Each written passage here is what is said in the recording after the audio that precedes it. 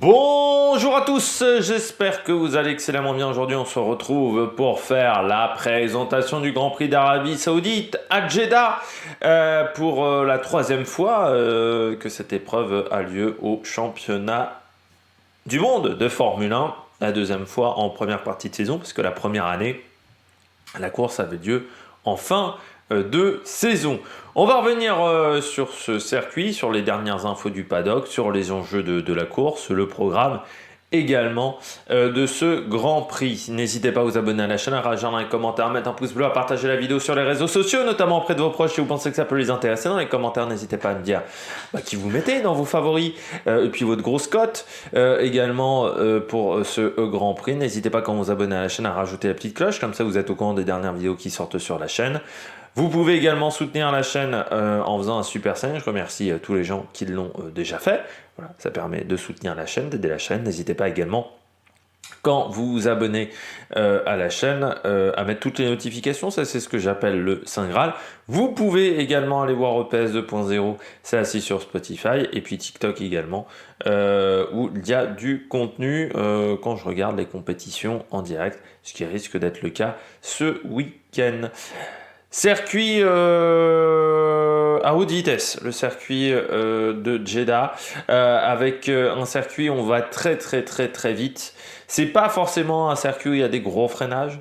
Il y en a quelques-uns, mais c'est pas le plus compliqué au niveau des freinages et au niveau des températures de frein. Par contre, c'est un circuit qui est très difficile au niveau des, enfin qui est quand même difficile au niveau des pneus. C'est-à-dire que les pneus prennent à certains moments des gros chocs de température. Surtout, c'est très dur de refroidir ces pneus sur cette piste. Dès qu'on est en situation de surchauffe, c'est difficile de rétablir la situation. Et puis circuit à haute vitesse où la visibilité n'est pas évidente. C'est un circuit où déjà on a quelques bosses, vu qu'on est quand même sur un circuit en ville. Et en plus on a les murs qui sont toujours très proches, donc on a beaucoup de virages à l'aveugle. C'est un circuit, il faut avoir une très bonne mémoire, des bons repères visuels, et c'est pas évident vu qu'on court de nuit. Donc c'est un circuit où la mémoire va être hyper importante, surtout que les enchaînements se font à très haute vitesse, les enchaînements de virages. Passionnant en qualif ce circuit.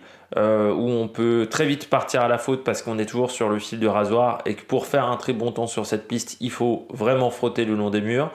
Par contre, circuit inintéressant en course parce qu'on ne peut pas aller à la même vitesse qu'en qualification, il faut conserver les pneus. Et puis surtout, c'est très compliqué de se suivre sur cette piste. C'est un circuit où il ne faut pas négliger l'adhérence, sauf qu'il faut éviter de braquer les ailerons.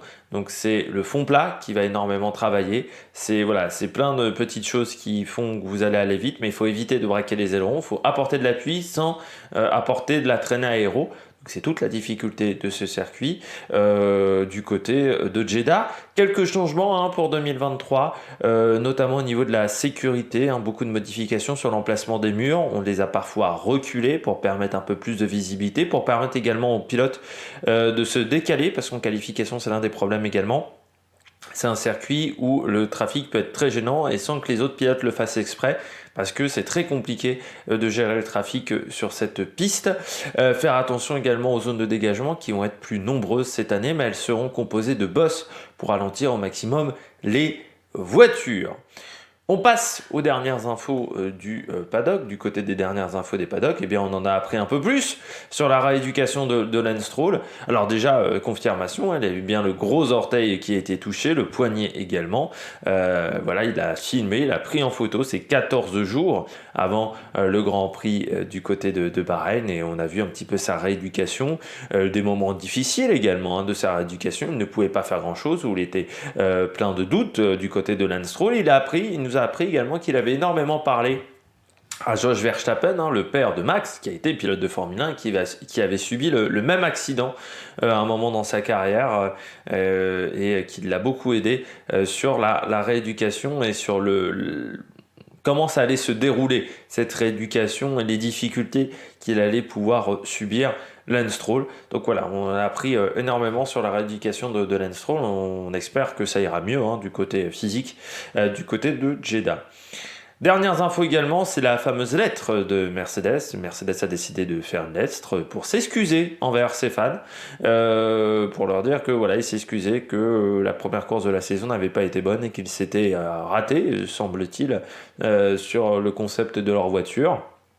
Moi, ça me choque un petit peu ça, parce qu'en Formule 1, les supporters ont une part quand même minime dans la performance. C'est-à-dire les encouragements, c'est pas le sport où le supporter est le plus important. Et ça lui donne une énorme importance. Il y a certains supporters de Mercedes qui vont croire qu'ils peuvent avoir un impact sur la gestion de l'équipe, et ça c'est une catastrophe dans le sport. C'est le gros problème aujourd'hui de Jean-Michel Aulas, notamment à l'Olympique Lyonnais, qui a donné trop d'importance aux supporters. Je pense qu'il faut que les supporters restent à leur place, et il faut les laisser à leur place. Que Mercedes s'excuse envers ses sponsors, que Mercedes s'excuse envers la maison mère, envers Daimler. Oui, ça je peux le comprendre. Et encore que, certes, le premier Grand Prix n'a pas été évident, ça ne veut pas dire que les autres Grands Prix vont être un échec. Je trouve qu'on s'enflamme un petit peu rapidement pour le moment en ce début de saison. Il y a eu un Grand Prix d'effectué, il en reste encore 22. Je trouve ça assez effarant la manière qu'ont toutes les équipes de s'affoler en ce moment après un Grand Prix sur un circuit qui encore une fois est atypique. Mais surtout du côté de Mercedes, je trouve que là c'est une erreur parce qu'on donne trop d'importance aux supporters et qui vont croire ensuite qu'ils peuvent avoir un impact, qui vont peut-être mettre la pression pour dégager un ingénieur, pour dégager un pilote. Ça, je trouve que c'est pas une bonne idée. Mercedes, on parle de rumeurs de Lewis Hamilton qui serait mécontent et qui envisagerait d'aller chez Ferrari. On sait qu'il connaît très bien Fred Vasseur, Lewis Hamilton. Fred Vasseur, c'était son patron en GP2, notamment et en F3 Euro Series, à Lewis Hamilton. Après de là, partir chez Ferrari, il faudrait virer Carlos Sainz. Et puis surtout, Lewis Hamilton, Charles Leclerc, ça pourrait faire un duo électrique. C'est pas forcément la situation la plus facile à gérer pour un manager. Demander à Toto Wolff quand il a eu Nico Rosberg et Lewis Hamilton en même temps. C'est peut-être été sa période la plus compliquée et je pense qu'il se faisait des nœuds à la tête. Est-ce que Fred Vasseur veut se faire des nœuds à la tête, veut perdre les derniers cheveux qui lui restent sur la tête? Je ne suis pas sûr. On continue avec Ferrari.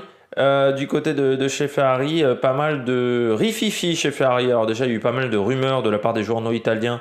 On a l'impression d'être à l'époque de 1992-1993, quand il y avait des rumeurs tous les week-ends sur Ferrari entre les fils d'Agnelli qui créaient des fausses rumeurs parce que chacun voulait avoir Ferrari, voulait avoir le bébé, avec Alain Prost qui commençait à ne plus en pouvoir vraiment de cette situation, avec les rumeurs qui annonçaient Jean Todt. Et c'est vrai que Jean Todt avait énormément assaini la situation autour de l'équipe Ferrari en 93-94. Ça avait été son gros travail d'assainir la communication autour de Ferrari. Là, on a de nouveau la même chose, donc j'espère que Fred Vasseur va assainir tout ça. On dit que Fred Vasseur serait fatigué, on dit que Fred Vasseur aurait des problèmes de communication, notamment avec le PDG de Ferrari qui prendrait un peu trop de place. On a eu quand même des informations sur Ferrari, donc déjà Ferrari mise entièrement sur Charles Leclerc, d'où la prise de risque à Bahreïn, où on savait que la voiture avait des soucis techniques, mais on voulait que Charles Leclerc soit le leader au championnat pilote pour l'équipe Ferrari, donc on a pris le risque. Le problème c'est qu'on a déjà grillé un gros joker, même 2 jokers au niveau moteur. Or il reste encore 22 courses, c'est sûr qu'il y aura des pénalités, parce que déjà je pense que l'année sera compliquée sans pénalité, donc là il risque d'y avoir beaucoup de pénalités du côté de chez Ferrari, et ça il faudra le prendre en compte. Et puis des vagues de démission ou de départ demandés, ça c'est encore un petit peu flou, notamment avec la démission de David Sanchez, l'ingénieur en charge de la dernière Ferrari. C'est lui qui a construit la dernière Ferrari. Il voudrait rejoindre McLaren. Ferrari ne semblerait pas être contre son départ, mais ils attendraient une clause de non-concurrence, donc peut-être d'1 an avant qu'il aille chez Ferrari. Laurent Mekies également, directeur adjoint, voudrait également quitter la Formule 1, mais Fred Vasseur ne voudrait pas son départ. Il se plaint que la direction de Ferrari, notamment le PDG, ait trop de pouvoir, qu'il ait beaucoup moins de pouvoir aujourd'hui et moins d'influence par rapport aux autres personnes, aux autres directeurs d'équipe du paddock. Il se plaint de ne pas avoir assez de pouvoir sportif. Le directeur adjoint de Laurent Mekies, il se plaint que Fred Vasseur prenne un peu de place, trop de place. Moi je pense que de toute manière c'est compliqué. On se souvient chez Renault, On avait eu la même situation avec Cyril Abiteboul et Fred Vasseur. Et Fred Vasseur était parti au bout d'un an. Et Cyril Abiteboul l'a dit quelques fois en interview qu'il avait dit on ne pouvait pas avoir deux numéros 1 dans une équipe. Il y a un moment, il faut qu'un parte. Et c'est Fred Vasseur était parti. Bien, je crois que c'est un peu le problème. Laurent Mekies veut être numéro 1. Sauf que c'est Fred Vasseur le numéro 1. Et c'est très compliqué d'avoir deux numéro 1 dans la même équipe. Donc ça, il faut le prendre en compte. Mais c'est vrai que chez Ferrari, on est dans une situation qui n'est pas évidente. Et puis, on va revenir également sur la sécurité sur le circuit. Ça, c'est la dernière info du paddock. La sécurité sur le circuit, autour du circuit, a été renforcée. On se souvient que l'année dernière, il y avait eu un attentat terroriste à 15 km du circuit sur une infrastructure pétrolière. Je crois que c'était d'Aramco, qui avait été fait par les Yéménites. Vous savez que la situation est très tendue entre l'Arabie Saoudite, l'Iran et le Yémen, on va dire ça un peu simplement. Grosso modo, l'Iran et l'Arabie Saoudite se font une guerre, mais sur le territoire du Yémen, pour le faire facilement, on va dire. Et ce qui fait que les Yéménites qui sont très présents au Yémen, eh bien, font pas mal d'attentats en Arabie Saoudite. Il y avait eu un attentat sur le Dakar l'année dernière. Il y avait eu un attentat également sur le Grand Prix de Formule 1. La sécurité du circuit qui a été améliorée, notamment avec toute une défense anti-drone, également une défense anti-aérienne autour du circuit qui a été renforcée, également une défense importante en termes d'agents de sécurité présents sur le circuit, et puis la possibilité également pour les pilotes de quitter le pays en cas d'attentat, de quitter rapidement le pays, parce que ça avait été le gros problème également l'année dernière où les pilotes n'étaient pas en accord sur la décision à prendre. S'il fallait continuer le week-end ou ne pas continuer le week-end. Et puis on se souvient également que le président, je ne sais pas si c'est un président d'Arabie Saoudite, mais que le chef d'État d'Arabie Saoudite était venu sur le circuit d'Autriche à Spielberg pour rassurer les pilotes suite au Grand Prix 2022. Tiens, on parlait du Grand Prix 2022, on va revenir sur ce qui s'était passé au niveau sportif du côté de ce Grand Prix 2022 à Jeddah. Eh bien, le Grand Prix avait été très intéressant sur la piste avec une hiérarchie qui avait mis du temps vraiment à se décider, parce que à la fois Ferrari et surtout Red Bull avaient un peu caché son jeu, avec une Red Bull qui était assez instable dans les courbes, qui était assez pénible à piloter pour Max Verstappen, qui avait une voiture vraiment très survireuse à certains moments du côté de la Red Bull. Il avait eu du mal pendant une grande partie du week-end. En qualification, on se souvient que c'était Sergio Perez qui avait fait la pole position, car notre ami Max Verstappen avait craché sa voiture dans le mur en fin de Q3 alors qu'il était en train de réaliser un super chrono. Sergio Perez s'était élancé devant Charles Leclerc, Carlos Sainz, Max Verstappen 4e, Esteban Ocon faisait une bonne qualif avec la 5e place. Devant George Russell, Fernando Alonso 7, Bottas 8, Gasly 9 et Magnussen 10. Et la surprise, ça avait été de voir Hamilton éliminé dès la Q1. Et surtout, il y avait la poursuite de la saison de Nicole Kümberg, qui avait fait ce Grand Prix chez Aston Martin en remplacement de Sébastien Vettel. Parmi les surprises, on avait vu également un Daniel Ricciardo qui avait fini extrêmement proche de Lando Norris en qualification. La course avait été un petit peu plus compliquée pour les deux. On avait eu également une qualification qui avait été extrêmement longue. Mick Schumacher avait perdu la voiture virage numéro 12, j'ai dit une bêtise parce que tout à l'heure j'ai dit que c'était au 8, c'était un peu plus tard sur le circuit. Latifi également avait perdu sa voiture au virage numéro 13, Latifi qui avait eu un Grand Prix compliqué. Sur la grille de départ et sur le Grand Prix, nous avions eu un forfait de Mick Schumacher, la voiture étant trop endommagée, il n'avait pas pu prendre le départ.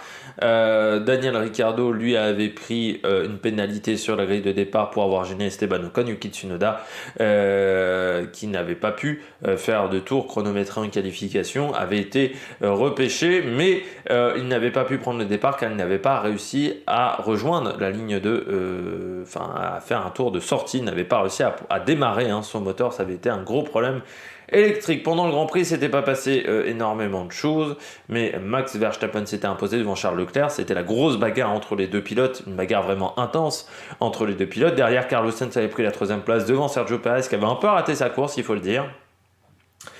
Esteban Ocon avait pris une belle 6ème place, Pierre Gasly avait fini 8ème, une belle remontée de Lando Norris qui avait fini 7ème, Lewis Hamilton avait difficilement atteint la 10ème place de ce Grand Prix, il y avait eu pas mal d'abandons, Fernando Alonso sur l'Alpine, Bottas, Ricciardo également, et puis Latifi qui avait eu un accident extrêmement bête à la sortie du virage 27. Comme on le disait en introduction, hein, ce circuit, c'est un circuit vraiment de haute vitesse avec énormément de courbes rapides. Beaucoup de courbes se passent à fond, quasiment à fond, où on ne déleste pas au niveau de l'accélérateur.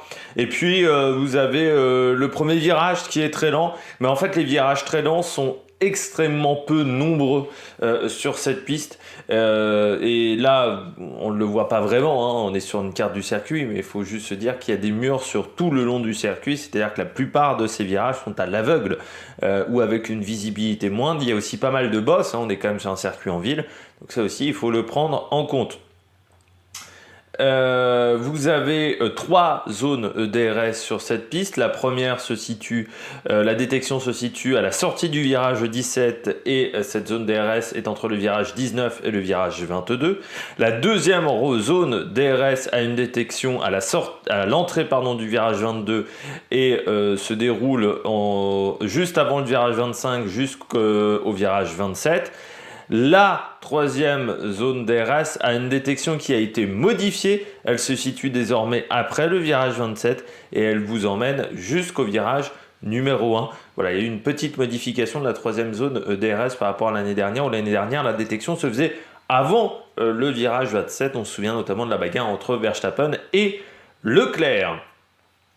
Pas grand chose d'autre à dire sur cette piste au niveau des généralités. On va regarder les 3 virages importants pour moi de ce circuit. Le premier, c'est l'enchaînement. C'est l'enchaînement que vous voyez ici, le 7, 8, 9. Le 8 est très compliqué, Mick Schumacher s'en souvient encore, la Haas aussi. Mais 7, 8, 9, très compliqué à passer à fond parce qu'on a déjà eu 4, 5, 6. Où on passe déjà à très très haute vitesse et donc là on est à vraiment au-delà de 240-250 km/h et une moindre petite rafale peut déstabiliser la voiture, un rien peut déstabiliser la voiture. Peu de pilotes ont réussi à passer cet enchaînement-là à fond. Verstappen l'avait fait lors de son tour magique où il était tombé dans le mur en toute fin de Q3, mais c'est vraiment une zone où il faut faire attention.